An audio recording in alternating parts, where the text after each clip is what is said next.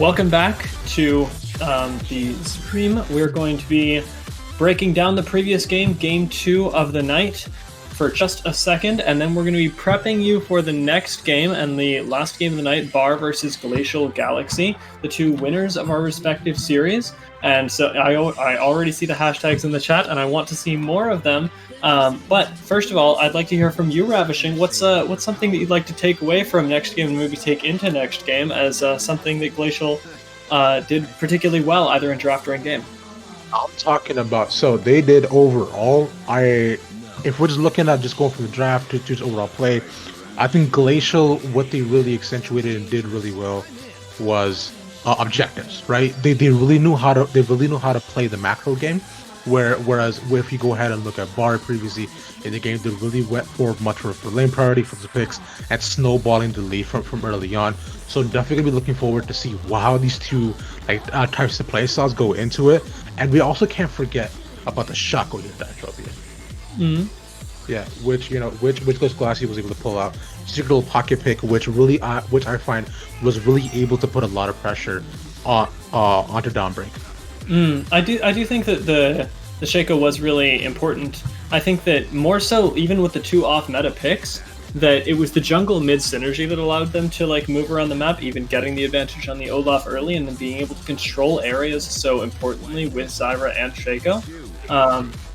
The plants and the boxes together just make terrain really impassable, and I think that even in draft you saw Glacial pull out a composition that really specifically did one thing. And that even countered what DB wanted to do.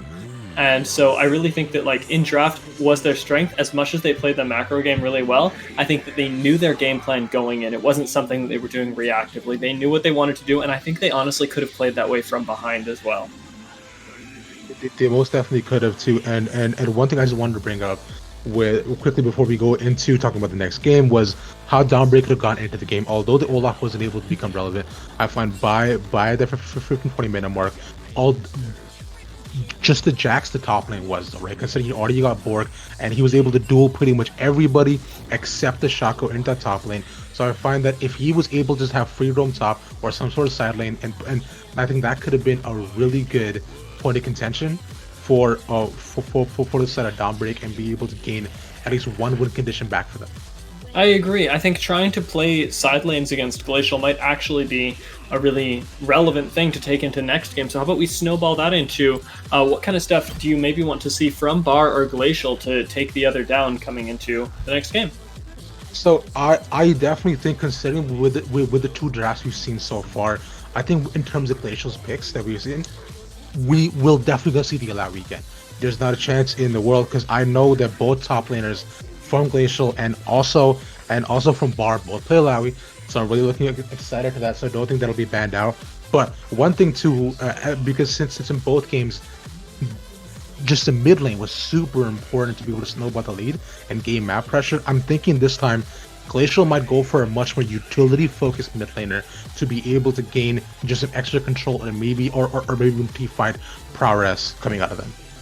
I agree. What I'd like to see from Glacial is that bot lane focus. We know that BARA have a strong bot lane that they like to be able to play through, even if it did end up being the Alawi last game.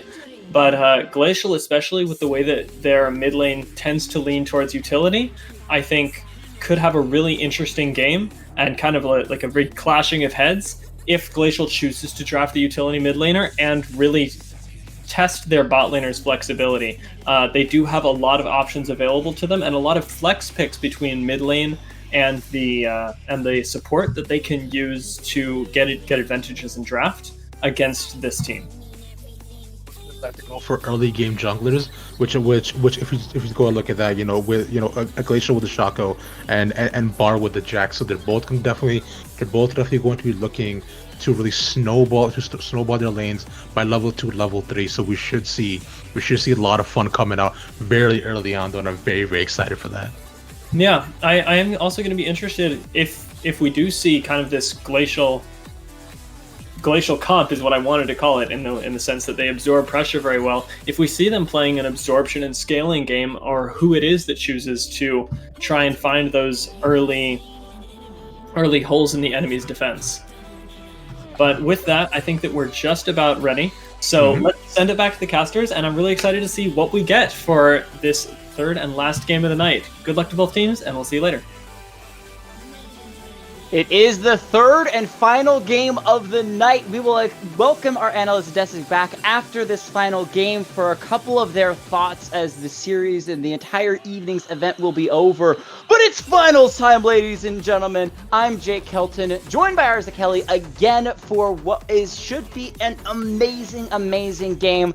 BARA Esports Academy taking on Glacial Galaxy. Both teams won their games in very confident fashion in entirely different styles and ways. You've been hearing the analyst desk talking. We're into the pro draft for game 3. Get your hype jackets on because we are ready to go. Shaco immediately coming out against Galaxy. No shock or surprise there.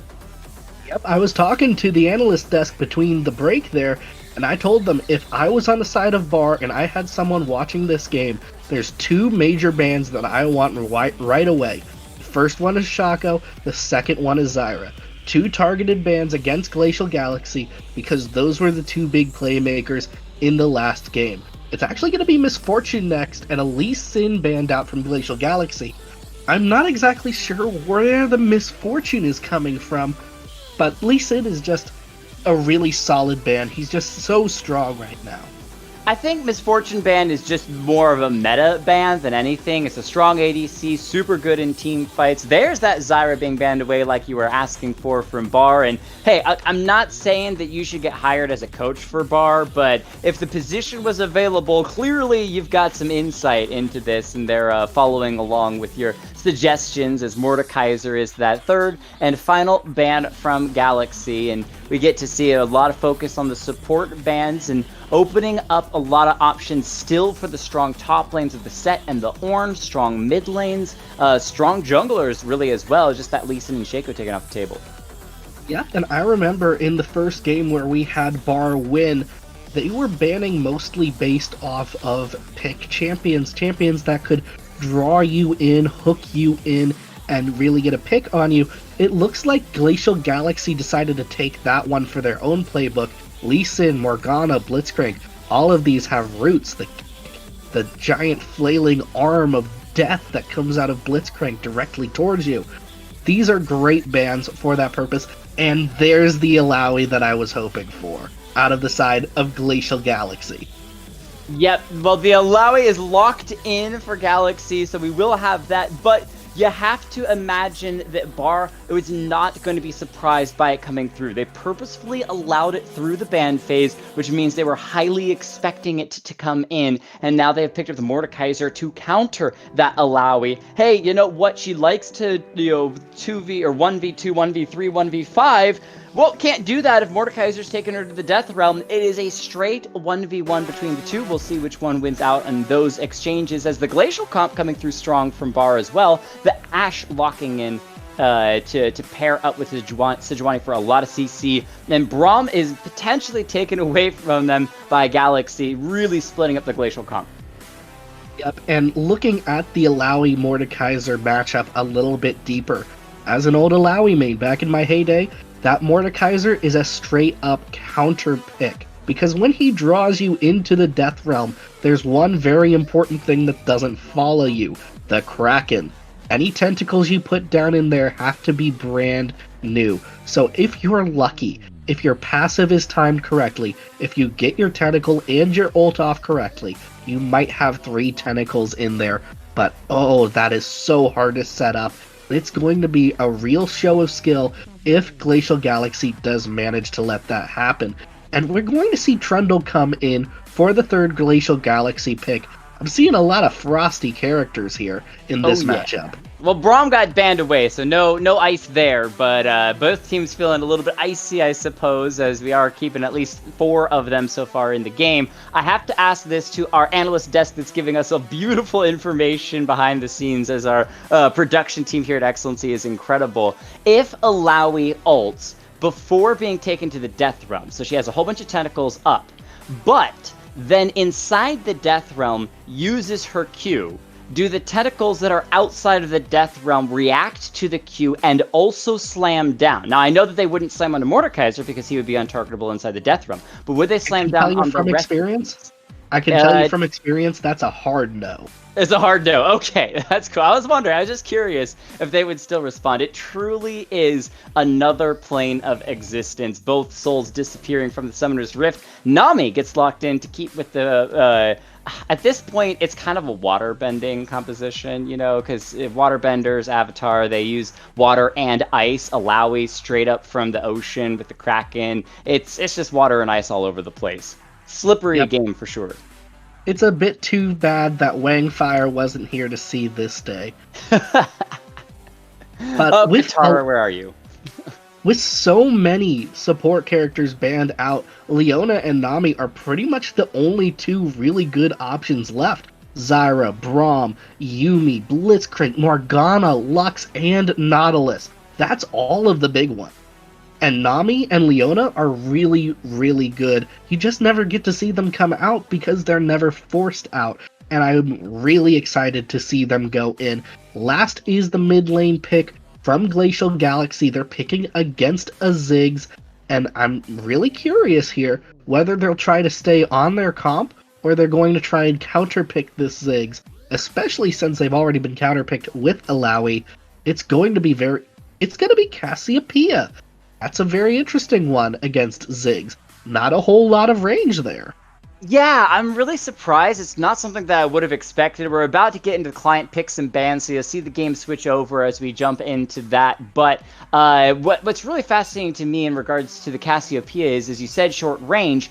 Really good with a team fight 5v5, the Petrify, super strong on multiple members. But you look at the composition from Galaxy and you're saying, Ezreal, Nami, that is a pick composition if I've ever seen one. Nami with the bubble. Yeah, she's got the ultimate, but you're so slow in traveling that you're not really expecting it to hit multiple people. It's more like a zoning tool than anything. I know, as I play a ton of Nami in ranked. Trundle, he is a strong frontliner, but Alawi's a split pusher as well. So the likelihood that you'll get that big 5v5 fight from Galaxies is not impossible, but slim unless Alawi is TPing in to join a big fight. And I can see some cases in which you lay down your summoner spells perfectly, right? Big 5v5 fight inside the Dragon Pit, Cassiopeia petrifies the enemy team, Alawi ults the entire enemy team, Nami ults the entire enemy team, Ezreal ults the entire enemy team. Fantastic, you've won it, you've aced them, you've just destroyed the enemy team. How many chances are BAR going to give them to layer their ultimates in just that perfect way? I'm gonna guess 0 opportunities. Well, let me pull out the calculator here. Do some quick mathematizing. If we carry the 2 out of 4, yeah, I'm gonna say about 0. About 0% chance that we see that come out perfectly. Will we see a smaller size of that come out in a couple of matches? Probably. I wouldn't be surprised if Cassio does stun someone just for Illinois to jump in out of the heavens, the Kraken tentacles following. Wouldn't be surprised if a good Nami bubble turns into a good Trundle pillar, turns into a really nice Ezreal ult. I wouldn't be surprised, but to have them all happen together, it would take a major misplay by BAR, and that's just not something I'm seeing right now, especially with BAR's comp. Yeah, I was going to say, if you want to go ahead and make a comment on that, I'll follow up afterwards, but BAR's comp, I think, is the key to that being so unlikely to happen. Yeah, you have Ziggs, he's going to be able to do a lot of good backline damage. You've got Leona, great stun there. If you get a pick off on Ezreal, Nami, or Cassiopeia, all of them are glass cannons. They'll go down pretty easily. Ashe is able to follow that up really well. Mordekaiser, if he's played right, will just be able to pull Illinois out of any situation, and it will happen so quickly they won't be able to respond with any real tactics there. Sejuani, same kind of thing. He can just put down a lot of crowd control onto this map.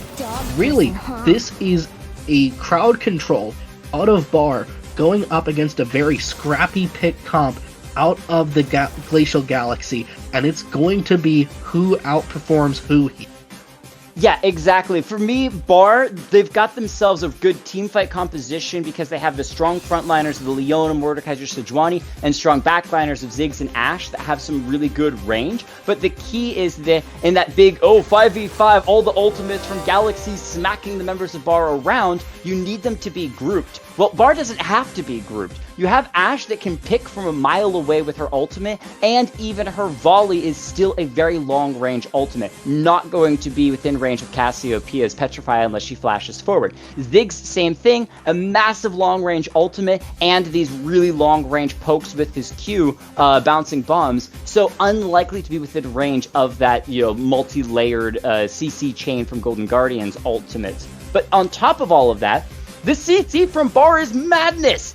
Every single member besides arguably Mordekaiser, and then maybe you can count Ziggs Spatula, has incredibly hard crowd control. It's basically point and click for several of them. It is so powerful in good small skirmishes. I'm expecting them to not need to group as 5 because basically you put 2 or 3 of them together, any combination of those 3, and you have a perfect pick roaming death squad looking for somebody in Glacial Glacial Galaxy's jungle or roaming between lanes that they can grab. The spiciest thing for me is going to be Galaxy had unbelievable vision control in Game 2. Absolutely solid line of vision in their jungle set up to then the river. And we talked about how their Flaring Fox, she had ridiculously high stats for vision control, clearing the enemy team's wards to then move up past the river into the enemy team's jungle and keep that going. How will you counter a death squad? Strong vision control. Nami's going to be a little bit tougher to be able to ward comfortably on because she's so squishy into a roaming death squad potential from Boosted Animals Reborn, but it still should be Galaxy. I want to see them focusing on strong vision control and making sure that they're the ones catching BAR, not BAR catching them. And when you look at the chat, we were talking a little bit earlier about how much we love the sportsmanship here in XLNC. BAR Esports popping into the chat just to say that they like Glacial Galaxy's comp a bit better than their own. Which, really, that's a little bit revealing to me. It kind of tells me that they're not ready to deal with this. No, Glacial Esports 999 said good luck Glacial Galaxy. So a little bit higher. Higher than that? I might have missed it then. Oh, yeah, you're saying BAR Esports? Yeah. I really like Glacial Galaxy's composition. I see it now. I am not blind. But yes, BAR Esports, the actual channel itself, saying that Galaxy had a nice draft in the picks and bans. We're just going to let you take over so that I can stop being blind. Yep, but looking at it again, there's something else that I really like about the composition on the side of BAR Esports, and that's the Sejuani. I think this is the most powerful jungler in terms of tankiness that we've seen all day, matched up against the Trundle. He's got all of the tools needed to take on a Trundle head on, not be terrified. He'll be able to get away if he needs to, but if he's able to find a pick on a Trundle, he's absolutely able to do that.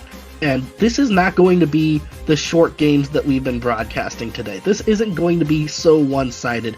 This one feels like it's going to be a good, long meta game, and I am so ready for it. Right, because when you look at people and you're going, oh, let's snowball, there's a Kha'Zix in the game or a Graves that's gonna go, 5-0 in the early game and just win the game outright. That is not the case. You have tanks in the jungle, Trundle especially, that is a counter anti-tank. That's his job, is to be anti-tank against the Sejuani and the Mordekaiser and Leona. Plenty of targets for him to throw that ultimate on. But you also have scaling damage on the Cassiopeia, scaling damage on the Ezreal. Ziggs is a little mid-game. He can get kind of pokey, same sort of thing with Ashe, so if there's anyone that could take a bit of an earlier lead, it's probably going to be Boosted Animals Reborn. But again, their composition is countered by how GG has built their team. So overall, I like the compositions. Now let's talk about predictions. Who do we actually think is going to win and who do we want to win? I would say that I think, even though I love Boosted Animals Reborn, I think that with the Alawi and the Trundle and the Cassiopeia, Galaxies actually has a solid chance of winning this game. See, I was actually going to say the exact opposite. I said at the end of last game that I slightly favor Glacial Galaxy in this one, depending on the composition. When I look at the compositions, yes, Glacial Galaxy has a lot of great tools. Yes, we've seen that they have the ability to execute on them, but just that top lane, Alawi into Mordekaiser, this puts a lot of doubt in my mind that they'll be able to pull something off here, because that Mordekaiser will, if it's played well, will be able to shut down a lot of their team fight potential from the word go. And I'm just really excited to see how that one pans out. It's going to come down to execution, but I'm slightly favoring BARA Esports right now.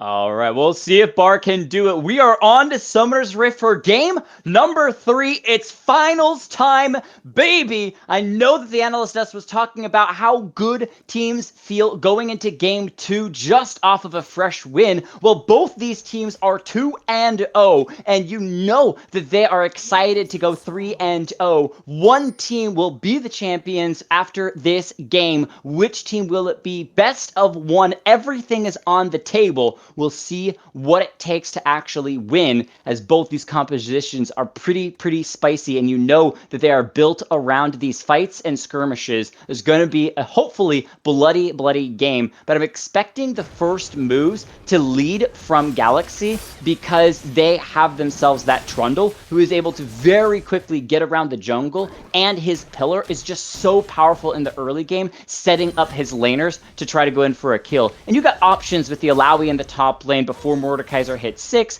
options in the mid lane, you catch the Ziggs without a satchel, you have options on people to jump onto. Yep, and really what I'm most interested in is this mid lane, where we've seen these kind of sneak carries coming in the last couple of games. I thought it would be Ziggs the first game, and he did all right, but he didn't turn into the sneak carry that I really wanted him to be. And against Cassiopeia, I think he's got the chance to do it here. It's going to be very interesting. More interesting, however, is no one on either team has taken cleanse. With all of the crowd control in both of these teams, I would have expected at least 1 or 2 people to take cleanse, and not seeing it's pretty interesting to me. I'm sorry, I got distracted talking to my production team. What was the very last thing that you said? It is completely my fault.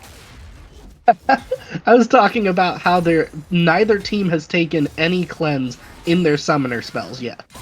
Ah, yes. So this is something that even came out in Game 2, where the Galaxies actually built the QSS on 2 of their members, where they said, hey, we're not going to take cleanse, we're going to get a gold lead and then use that. Top lane, though, we saw that level 3 engaged and gank from Miss Click. She came to the top lane hoping to get that Mordekaiser. They were able to burn his flash. They're still going to be chasing, haven't burned flashes themselves. If they keep this aggression up, it might allow the Alawi to take a strong lead in that top lane, but mid lane, Ziggs and Cassiopeia going at it. Neptune, she's got some pretty good moves, even without boots, slipping her way back to the turret, and just going to be farming it up against Ziggs for most of this early game.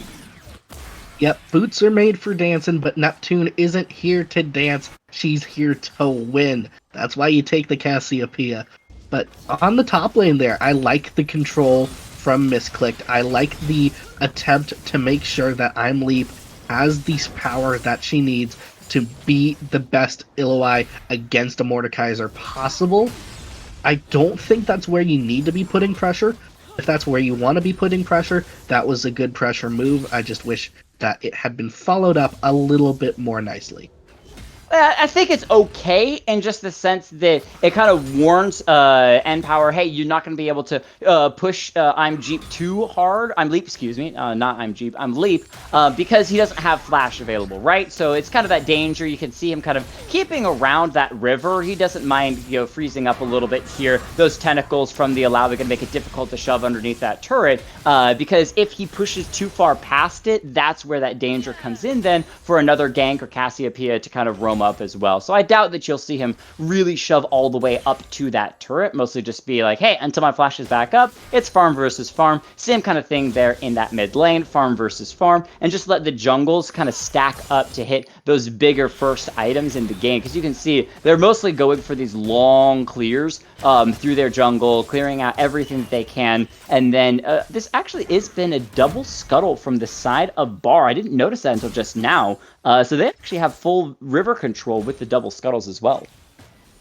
Yep, and something I just noticed, N-Power decided to use his teleport to get back to lane, so that gank from Misclick actually burned his flash and his teleport. Really important for this early game, especially if they're planning on going for the Drake. Just to that increases the value of that play by a good bit, in my opinion.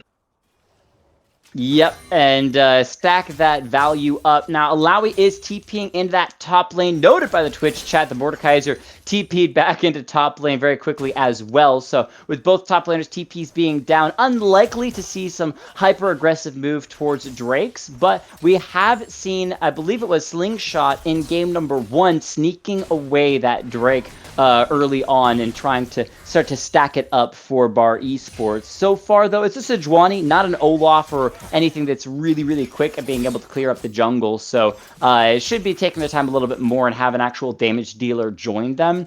And it's really interesting to see how the compositions are different in the sense that there's only 2 major damage dealers for BAR Esports, whereas on the side of Golden, how do I say Golden Guardians because they're GG, excuse me, Glacial Galaxy, they have themselves 2 carries of the Cassiopeia and the Ezreal, but Alawi can also be a carry. Trundle can also kind of cosplay as a carry as well, so they're not so limited on options for dealing damage to the enemy team. Has inspired in me the need for a new skin, Trundle cosplay, Star Guardian. We got it for Urgo. I want it for Trundle now. I think that's just something the community needs that we can get around. And just everyone can say, you know what? Solo queue might be a bit broken right now, but Trundle has a cosplay. So with that cosplay, we'll see what he actually looks like as the game progresses. Both junglers running straight into that Bomby Cinder saying, hey, we know what, we need to grab that extra farm and be tanky. So they're along the same mindset. We'll see if they're on such a mindset. Maybe Sejuani wants to cosplay as well and build some damage too. But I highly doubt it. I think it'll just be focused on being that crowd control source with the Leona to be the front line for BAR Esports and let the carries do their carry thing. I am a fan of this Ashe picking up the Bilgewater Cutlass. Going the Blade of the Ruined King route is what I expect because there are those tanks, especially that Trundle, who's just going to be running her down trying to find that kill. Yep, and we are going to see some pings in the chat here. It looks like they've got their eye on the Mountain Drake. At the very least, BAR is a little bit worried that they might be trying to take it right now, but they're not actually going to make any moves towards it. I think Leona's going to go over and check real quick, but other than that, no real moves. Both teams just kind of respecting each other's space, feeling it out, trying to see if there is a chink in the armor there, if the performances we've seen today are the norm or the exception. If there's someone that they are able to move in on, that will happen very quickly. Yep. We'll see if they actually get that rotation off. No neutral objectives taken by either team yet. It's been a very, very slow-paced game, and I know we were talking about a lot of the team fights and aggression and kills that could potentially come from these compositions. Well, we're not there yet. We don't have the level 6s. We don't have the grouping after turrets go down that you would normally see. It seems like Miss Click is going to be focusing on that Rift Herald, so after she claims that one should be uncontested, she can rotate that into a top or mid and grab some plates or maybe look for an execute. Use that as a pressure point to then go for the Drake, actually pinged out by the side of BAR. But it seems like it's just a quiet game for now while we wait for those level 6s and a group team fight around an objective. Yep, and I actually, something interesting to me, Trundle building Bomby Cinder here pretty early. I'm not, maybe my brain's just conking out on me a little bit. It is a little late, but as far as I can remember, that's not usually in Trundle's builds. I'm not 100% positive. I'm not a color caster and I don't follow junglers too strongly, but BAR is able to grab themselves that Drake. So it is a trade of objectives. Rift to the side of Glacial as Bar picks up that Drake. It's early though. Whoa, they might have been able to catch out this Nami. Good flash, and throws out that ultimate as well. Trying to escape underneath the turret. Flash has already been burned. They throw everything and the kitchen sink in. Finish her off, but the Petrify from Neptune shutting them down, dropping the health bars down to about 300 health as Aqua Domain now coming in. A couple of autos can finish everyone off. It is just wiping Bar off Summoner's Rift. A near ace as Glacial shuts them down. What were we talking about back in the draft where a Cassiopeia ult turns into a Trundle Pillar, turns into Aqua Domain popping in and just putting down so much damage? We thought that had a 0% chance of happening. Thankfully, we are not in charge of anything related to math. Because apparently it had a 100% chance of happening.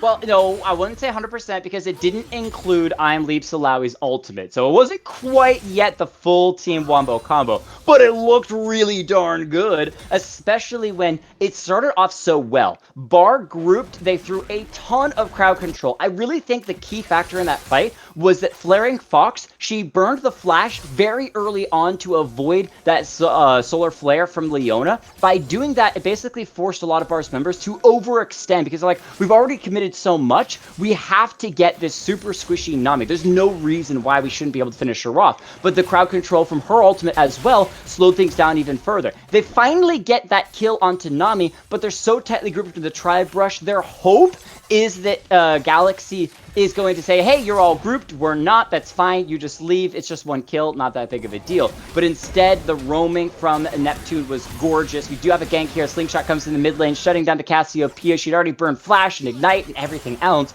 so no real chance to get away from the crowd control from Sejuani. Yeah, and in that re-engage from Glacial Galaxy, we did see a lot of summoners burn there. Aqua Domain, Flaring Fox, both of them without their summoners right now. They're in a pretty vulnerable spot. I wouldn't be surprised to see Slingshot pathing her way down there within the next minute or so. But right now, it seems like both teams are kind of getting back to where they were before, just kind of respecting each other's space, waiting for the other one to trip up. Yep, make mistakes is the name of the game, and it was a mistake for Bard over pushing the bottom lane, a mistake for Neptune to be a little bit overextended the mid lane, and you can see where Galaxy, normally they like to have, oh, hold on, Solar Flare in the bottom lane. They might have cut the Nami out once again. She has the ultimate available, but no chance to use that. 100% CC to death. And now in the top lane, Sejuani ultimate coming through. The CC chains are looking good. Little bit of heal for Leap, but the obliterate for Mordekaiser will shut her down. Yep, and in the mid lane, we'll see Shelly come out to help with that turret. So the team fights are happening, but right now, both teams are taking about equal advantages in lane from them. So it's really at a no harm, no foul stage. The gold's not getting changed. All that's getting really affected here are the number of summoners that are up on the field. And as long as those are constantly burned, it's just going to be a quick back and forth movement here. Yep, and you kind of feel that game swaying back and forth, as you're saying, depending on which team is able to drop those ultimates first on the enemy team. Top lane obliterate coming through from Power once again. I'm Leap gonna drag his soul back on, and they really like playing with each other's souls, and I'm kind of confused now. If you steal each other's soul, then aren't you both kind of still at one soul each? But Misclicked is coming around the side on the Trundle. I think was just sensed by Power. Trundle Pillar coming in for the slow as well. Are they going to dive that tower? The Trundle has a lot of health that he can play around. I think they might have been able to take him down. The flash away as well gets them out, and a kill going to I'm Leap. Yep, you'll love to see that. And really, that was just kind of a misplay on Empower. What he needed to do right there was just pop the ultimate, drag Leap into the other dimension, or drag Misclick into the other dimension, and try to salvage a kill out of that. It did feel like he was going to die either way there. It was just about salvaging the play at that point. Yep. There wasn't a necessary need to flash for Power. It's one of those things you probably accepted. I guess I'm dead and I'll just wait for the next time that I come up. But you always do have a little bit of hope and a bit of a chance to kind of maybe make the big amazing outplay. But check out what's in Alawi's inventory. We are 14 minutes into the game. QSS shows up. There is the ultimate out of Nami. They're trying to catch out Leona. Solar Flare comes down. The Ziggs ultimate comes through. Lots of damage onto Cassiopeia. Neptune's not dead just yet. Sidestep, takes names, avoids the Petrify, gets the kill onto Cassiopeia as well, shutting down the Snake. Veltherin trying to back away, should be fine. The tank Leona doing a good job absorbing so many of those summoner spells from Galaxy. Yep, Bar comes away with the Drake. More importantly, in the middle of that team fight, Neptune was forced to burn her gaze, and that was just unanswered. And they didn't need to. They just sidestepped it, and it didn't really do anything. It kind of looked like a panic play there. Yeah, hate to see it, but that's the kind of things you can force out if you're good enough on your collapse. So Neptune's going to be a little bit more vulnerable here for the next couple of minutes. Or a minute and a half, I think, as we wait for that ultimate to get back up. So maybe we could expect to see Misclick just hanging around mid lane a little bit more, trying to keep that from becoming a little bit of a nightmare. Yeah, and exactly right. When you're talking about the summoner spells coming up, especially these ultimates, both teams are really heavy ultimate dependent. And so they're going to be playing around, timing their engages off of, just run on straight in as a Trundle. Why not? You got to stop this Rift Herald somehow. So to the Death Realm he goes. I'm Leap here running around, ready and waiting to try to go in with that ultimate. Tentacles are coming slapping down, but I don't know if they'll heal Leap up enough. Sejuani forcing Neptune to flash over the back of the pit and still trying to escape. Aqua Domain is not here, so one of the major damage sources from Galaxy is down, and then the Cassiopeia wasn't even here, and then the Cassiopeia falls, so it's 3 kills over to the side of Bar. The Sejuani is just taking names. Slingshot might end up going down. True Shot Barrage doing a lot of damage. Unfortunately, even with that ultimate from the Nami, I don't think that's enough to be able to take out Slingshot. They poke away on to take names as the mid lane second tier turret should fall with Herald. The second Rift Herald dropped there and going to be executing it. That means more gold, 2,000 gold lead for for BARA Esports in their pocket. So 2 things happened there that were pretty important. The first thing is they were focused on winning a team fight that actually got them advantage in lane. Up to this point, we've only seen team fights that don't really do anything in lane. A little bit of turret damage, maybe some plates, nothing that's actually going to push gold either way. And the other thing is that 100-to-1 chance of the Wombo combo from Glacial Galaxy, they were completely separated there. N-Power did a really good job of pulling Misclicked out of the fight for a little while, leaving I'm Leap vulnerable to the rest of the team. Managed to get his ultimate down, but it really wasn't enough. They weren't able to get that Wombo combo off. Without that, they just looked so frail. Especially because I'm Leap prioritized that QSS. Look at what else this Alawi has in her inventory. I'm a Phage. That's it. In the bottom lane, stun for stun, but Cassiopeia locked up, still has Leona under the turret. But look at the damage from Basket and Knives.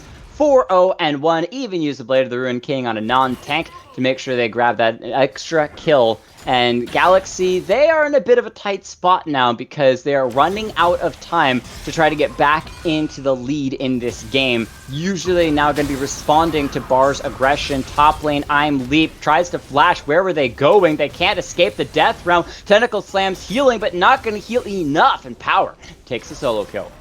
Yep, and there is that counter potential I was talking about earlier.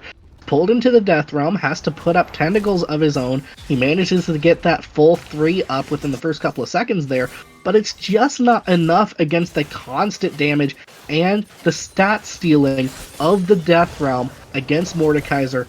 You're just not going to be able to win that one. It's a straight counter pick, and it was just really bad. I think I can say this. It was just really bad of Glacial Galaxy to blind pick Illawai into that top lane.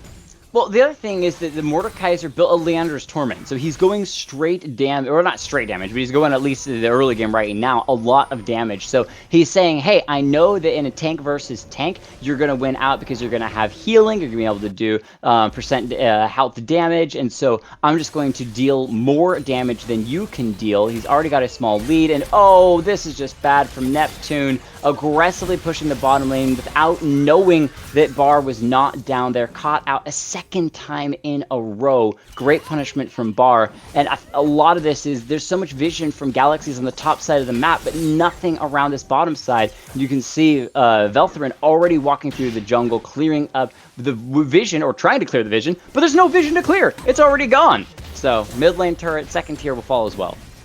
Yeah, that bot lane interaction there gave me a lot of deja vu. I had to double check myself, and that was just so weird of Neptune. He gets caught out split pushing once, he goes straight back, and he's immediately caught out again, and now we're going to see the Baron started by Glacial Galaxy.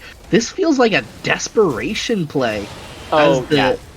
This is desperation written all over it. Nami even throws down the ultimate just to slow down the Mordecai, so they're going to pull off of that. But again, keep in mind, they don't all have their ultimates available. The Drake goes the way of BAR. That's giving them their third Drake of the game. So Johnny ultimate going to miss. Neptune finds 3 with that Petrify, but I think they're going to be in trouble anyway. They are going to eventually drop, and now the members of BAR can just group and start to pick all the rest of Galaxies off. The Ezreal 2-shot barrage so late on this fight because it wasn't off of cooldown yet. Flaring Fox is going to fall. His slingshot is just going to continue to chase the fish down, nick a little bit of sushi out of her, and grab a little bit extra snack. Aqua Domain should be out of harm's way, but this is just BAR taking over the game. Well, at the very least, I'm glad Glacial Galaxy got the chance in the early game to show us what the Wombo combo could have looked like, because they're just not able to pull it off consistently. And because of that, the Baron's going to go over at 21 minutes. They've gotten all the Drakes so far. Now they're getting the Baron as well. It's just there's been very little control over the jungle here, over the objectives, over the team fights, over the lanes. I just haven't seen any control at all, really, from Glacial Galaxy in this game. That's a perfect word to use to describe this game when it comes to control. Because in game number 2, Galaxies was incredibly controlled. They played the objective game. They focused the Drakes, the Rift Heralds, the turrets, and they didn't fight all that much. When they fought, it was a very brief skirmish, maybe picking up a kill or two, but very, very minor, and just slowly drew the game out. Well, BAR, they were slow for the early game until they hit those level 6s. They had one poor play in the bottom lane, and then they've kind of ticked up the tempo a bit. They're making plays off of this Leona Solar Flare. They're making plays off of the Ash Enchanted Crystal. They have the layering of crowd control to constantly look for the fights. What it means is that Galaxies ends up using all of their ultimates defensively to try to survive, not aggressively to wombo combo for kills themselves. And that's where they're ending up not grouped. Look at that. Solar Flare, Enchanted Crystal Arrow. The fight begins again. Flaring Fox immediately dropped. She's out of the fight. Neptune on the run. They don't even need to finish her off because they're going for this next Drake. Well, the Drake's not up for a minute and a half, so they might look for something else before the Drake pops up. Yep, and there's Take's names. He's finally playing as that secret carry that I wanted all along. You love to see it. Just, he puts down an ultimate and someone dies. Speaking of someone dying, well, Mordekaiser says, look, I really don't want to fight 3 of you. Let's have a fun 1v1, except it's not that fun for him because the Trundle is just beating the crap out of him with a giant club trophy. Bottom side tier 1 turret falls, but that's okay. They can go for the tier 2 turret as well, and BAR manages to use that pressure from Galaxies picking up a kill in the top lane to grab a whole lot of global gold in the bottom. Yep, and something that was just revealed in the chat, actually, BARA Esports, it might just be bravado, but I'm tempted to think otherwise. They were just telling the chat about how they wanted to try and get Glacial Galaxy to draft the Illaoi, to draft the Trundle, because they knew they could play against that, and the only thing they were worried about coming into this one was Neptune on the Cassiopeia.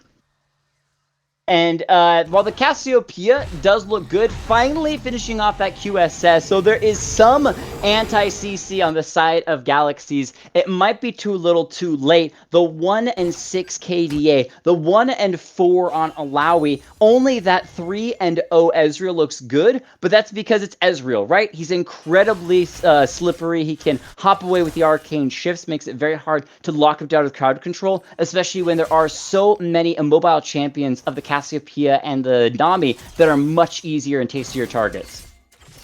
Yep, and if we're looking at the gold right now, Something on the side of Glacial Galaxy that they need to cash in here is Aqua Domain sitting on almost 2k gold right now. He needs to go cash that in immediately to have any chance of bringing this game back. And it looks like he is actually going to go do that. Because all they need is one good team fight, and look at all of those wonderful bounty golds on the side of BARA Esports. They managed to pull off one wombo combo, pull everyone out like that, and they are able to get that kind of gold. They can start to bring this game back. Now, it won't be enough to bring it back in any serious sense. They're down almost 8k right now, but it will help to start stem the bleeding, push towards a better result here. But as we push towards a better result, we're also pushing towards the next Infernal Drake. We've got that up in 5 seconds. Yep, we'll see if either team can actually manage to kill the other team before that happens, because I think they want to fight Alawi. Already using the QSS incredibly early, drops that ultimate, but then flashes away the Nami ultimate, but it's mostly to disengage. Leona's soul was there, but she is going to be able to walk away as Misclick now forced to flash. Aqua Domain finally using the QSS to back away as well, but look at the front line. Trundle running in, dealing with the Mordekaiser in the death realm. Aqua Domain still sitting at about half health. The carries of BAR practically untouched, only takes names down to about half health. They've waited out that Mordekaiser ultimate. Alawi TPing back into the fight, but gets the satchel to knock her away and slowed down by those bombs. Somehow, Galaxy's going to be able to survive this fight for the moment, but their health bars are just about half health. And look at that Sejuani, she's still full health, chasing in now, looking for Flaring Fox. The Nami gonna get turned to Sushi once again. Leona barely misses the Zenith Blade, but all the members of Galaxies are on the run. They are 3 of them trying to deal with the Sejuani, who's trying to get the pentakill,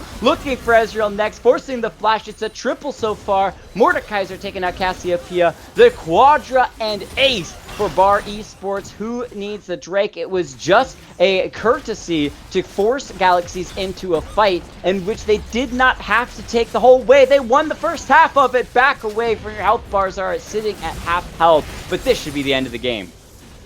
Yep, they got the dragon anyway, just to help them speed up these towers a little bit. Flaring Fox is back up, but there's not really anything she can do right now. She'll drop the ultimate. Illawai will do the same, but it's just not enough. There's no damage. There's no follow-through. The Wombo combo was a Wombo Nombo. It just didn't happen. And BARA Esports is going to take the finals of the lightweight testing grounds here at XLNC. Yep, week number 1, they look unbelievably strong. That game was definitely closer than most of the games throughout the night, but BAR still looked solid. They looked in control. And if you look at the post-game stats, almost everyone had just a single death each. Unfortunately, Power ruined it, so, whatever. Yeah, top laner, if inting super hard, probably should be replaced. But, no, what I wanted to see is outside of that quadra kill at the end, Slingshot still was 4-1 and 5 on a tank Sejuani. You go to Galaxy's side and you say the Ezreal, Trinity Force, okay, that's got some damage. You look at the Cassiopeia, she's got, oh, what is that there? A Seraph's Embrace? That's not that much damage. A QSS? Oh, that's not much damage. You look at I Am Leap, Black Cleaver, Jarm's Fist, that's some, but the problem is that for Galaxies, and I'm trying to point out here, is that because they had to build these QSSs to deal with the crowd control from BAR, it delayed their actual damage so late that by the time they built the damage, the game was already won by BAR. Yep, and something else that we saw happening throughout the game, N-Power's point here wasn't to take I'm Leap into the realm with him and prevent that from happening in the team fights. It was to get misclicked out. Every single time he was intentionally pulling misclick into the Shadow Realm for a one-on-one duel, but the cards just never landed in Misclick's favor. She could get out sometimes, but almost every time the kill was just on the other side. And really, I think that's what the big strategy here was. Make sure that they have a Trundle, and then that they can't use the Trundle, and then suddenly everything else about the Wombo combo can't get set up. Yep, and unfortunately for Galaxies, the early game wombo combo worked. They got themselves 4 kills off of that. You say that should be enough to win the game, at least the early game. But unfortunately, from that point on, their ultimates were just on a mismatched timers. They couldn't get them lined up. They had to use them defensively. And then even when they had them up, they weren't grouped to actually fight together as a team. They got split, they got separated, they got skirmished, and in the huge amount of crowd control that BAR brought in, that's when they fell apart. We are going to bring in the analyst desk back in for one more breakdown of this game. It is Diatropa as well as Ravishing Ravish welcoming back in the analyst desk to kind of end the night out and talk about this game number 3. Hey, thanks so much, Jake. Yeah, I just wanted to come back and kind of break that game down. Ravishing, is there... I mean, I know that the thing that stood out the most to me was that the cleanses, I know that we were talking about it a lot in chat, but really not being able to play towards what I saw as a disengage win condition, I think was a really big factor, but I'm sure there was a lot of other stuff as well. I did want to talk about maybe BAR potentially overextending in some scenarios. We saw it in the top. We saw it a little bit in the bot lane. But what do you think was the biggest factor, shall we say, in Glacial Galaxy actually falling to BAR in this game? First and foremost, Sedge Quadra. Let's go. That was sick. That was absolutely insane. Oh my god, the Sedge Quad scummy top laner is still in the Penta. You absolutely hate to see it. But besides that, though, I think, and what I saw a lot within the game was that, which is one thing which the casters were saying too, was that on Glacial Galaxy's side it was a wombo combo which never came to be. Right, you saw the potential of it if they all were able to group up. But on the other hand of BAR, like you mentioned here, Diatropa they just had just a lot of disengage too, because consistently I saw in every single fight too. If you go back and look at just the fight around Baron as well, Neptune wasn't even able to get into the fight with his team because Slingshot just bullied him out of lane back into the jungle and consistently was auto attacking him. Meanwhile, on the other hand, Misclick couldn't ult the Sejuani either because she was too busy dealing with the Cassiopeia. So when he would come with the ult, N-Power would just take him to the death room and take him out of the fight there. And so past that, then Ziggs, and so past that, then the Leona was completely free to go ahead and peel for the Ziggs, for the Ashe, getting all the stuns, all the CC, and just take out the carries on the side of Glacial Galaxy. Like, absolutely phenomenal stuff by them. I definitely agree. It was really fun to watch BAR be able to throw all of their CC abilities out and really be able to. It felt like in some team fights, just be able to clap, deciding they were going to kill somebody and absolutely decimating that person. We even saw once the QSSs did come in, which I thought was another interesting point where because they chose not to take the cleanses, it ended up costing them 1,300 gold each and delaying a lot of these mid to late game power spikes, even on the Ezreal, the Cassiopeia, people who need to get items on especially. But like having to itemize into those cleanses as an item meant that once BAR decided that they were going to start fighting regardless, we saw that in the last fight over there over Drake, that the damage that they had purely, even when Glacial was able to disengage, was still overwhelming. That was just one point which I remember we were actually talking about with the BAR esports coach too, where I brought up the point about the QSSs, and he was saying, really think about it, how many things can you QSS with the Sejuani, with an Ashe, with the Leona too, right? It's just like there's just so much going on here too with the consistent lockdown, the amazing disengage, the Glacial Galaxy. You did see the potential of that comp coming out, especially when they overextended. Well, BAR overextended in the bot lane, just trying to go for for just one simple Nami, but then past that though, it just wasn't able to come to fruition, as you also mentioned here, Diatropa. But beautiful stuff by both teams, though. A really fun match overall, yet again, and just to quote Ars Kelly here, you love to see it. Absolutely. I do want to thank everybody so much for tuning in. I want to thank our subs especially. We had XLNC Nova. I saw you gifting a bunch of stuff. and Grapefruit Games, Dr. Monocle, BARA Esports. Thank you so much, not only for subbing, but for your contributions in the chat. I really loved having everybody be able to talk about the games and engage on that level while they were going on, and having the insight was really helpful. Dawn TV, thank you so much for your sub, and I can't wait to see you guys again on XLNC Esports, but that'll be all from me. So thank you guys so much for coming out tonight, and we'll see you again next time. Thank you so much.